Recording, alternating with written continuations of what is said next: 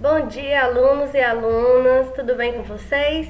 Hoje a gente vai estudar um pouco sobre o capítulo A População no Território Brasileiro, ok? Então, para que a gente possa começar a entender um pouco sobre o território brasileiro, primeiro a gente precisa entender um pouco sobre alguns conceitos. O Brasil é um país populoso, ou seja, ele tem um número enorme de habitantes. E de acordo com o IBGE, do ano de 2018, a população do Brasil era cerca de mais de 208 milhões de habitantes. Outro conceito que a gente precisa entender é o conceito de povoado. Povoado é o número de habitantes que se distribui num território de acordo com o quilômetro quadrado, ou seja, dividindo o número de habitantes por a quilometragem, a área em metros quadrados do Brasil, nós vamos ter uma média de 24,5 habitantes, ou seja, pessoas morando a cada quilômetro quadrado, classificando o Brasil como um país pouco povoado. A gente vai ver um pouquinho mais sobre isso nos mapas a seguir. E tudo isso, essa relação entre o número de habitantes, a área do país e a sua distribuição no território é chamado de densidade demográfica. Aqui nesses três mapas, nós podemos observar, certo? O mapa da densidade demográfica do Brasil, tirado diretamente do IBGE. Aqui esse mapa é o mais recente, do ano de 2010, e mostra claramente como a população no Brasil é distribuída de forma desigual. Ela é principalmente aglomerada no litoral, em toda essa área aqui, e ela, conforme ela vai se adentrando, ou seja, indo para o interior do país, ela vai cada vez se tornando mais dispersa, ou seja, menos concentrada. A gente vê a crescente da densidade do país, ou seja, da população, desde 1960, nesse mapa aqui de cima, e 1980. A gente vê que foi aumentando, conforme os anos foram passando, mas a questão da aglomeração no litoral, ela vem desde muito tempo atrás.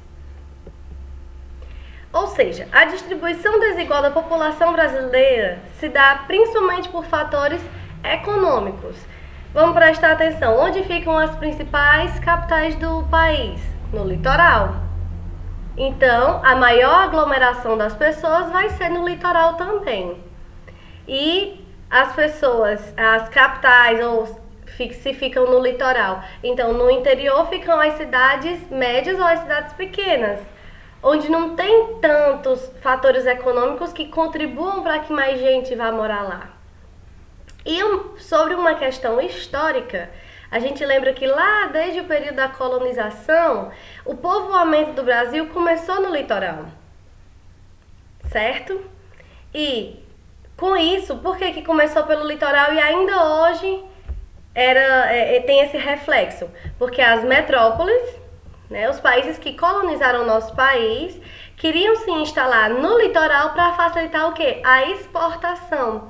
Ou seja, a levada das matérias-primas recolhidas do Brasil para o exterior, para esses países que eram as metrópoles. Aqui nós temos uma foto de São Paulo, mostrando a intensificação da aglomeração e da densidade demográfica dessa cidade, dessa capital. Na página 66 do livro de vocês, nós temos esse outro mapa mostrando em 2011 a densidade demográfica do Brasil. Ele se assemelha muito àquele outro mapa que eu mostrei para vocês. Mas aqui o que a gente pode perceber?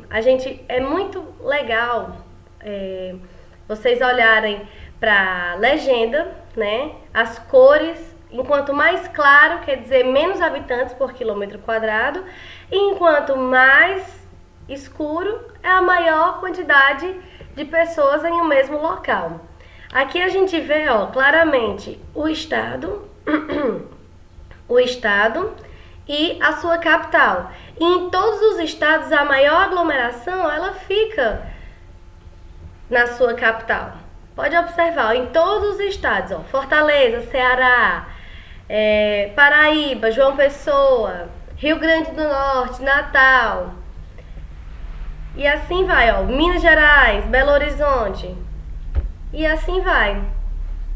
Certo? Vamos continuar o nosso conteúdo.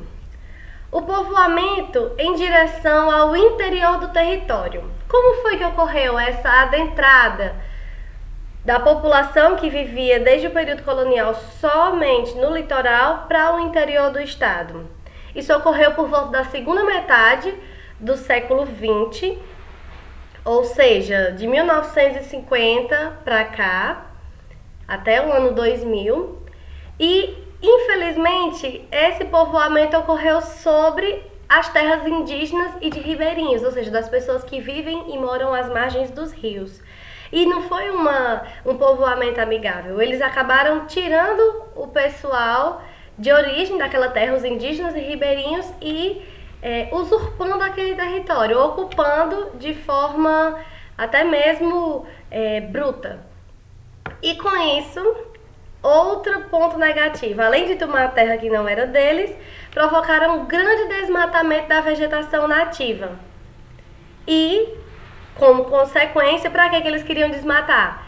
Para gerar nova fronteira agrícola, ou seja, da vegetação do cerrado e da floresta amazônica.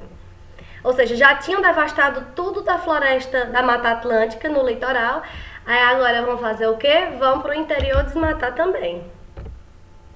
Na página 67 nós temos mostrando um pouco sobre esses fluxos migratórios que ocorreram dentre essas décadas, né? Ó, tá vendo? 1950 e aqui de 1900 até 1970, as setinhas vermelhas, aqui ó, principalmente do Ceará e da Paraíba.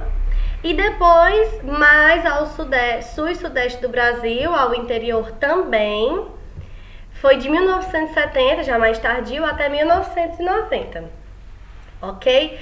Esse primeiro aqui, de 1950 até 1970, do interior do Nordeste, principalmente para o norte, a Amazônia, eles estavam em busca das drogas do sertão, que eram especiarias muito procuradas, porque eles não tinham, que eram temperos, grãos que nos seus países europeus não tinha, e aqui no Brasil tinha muito.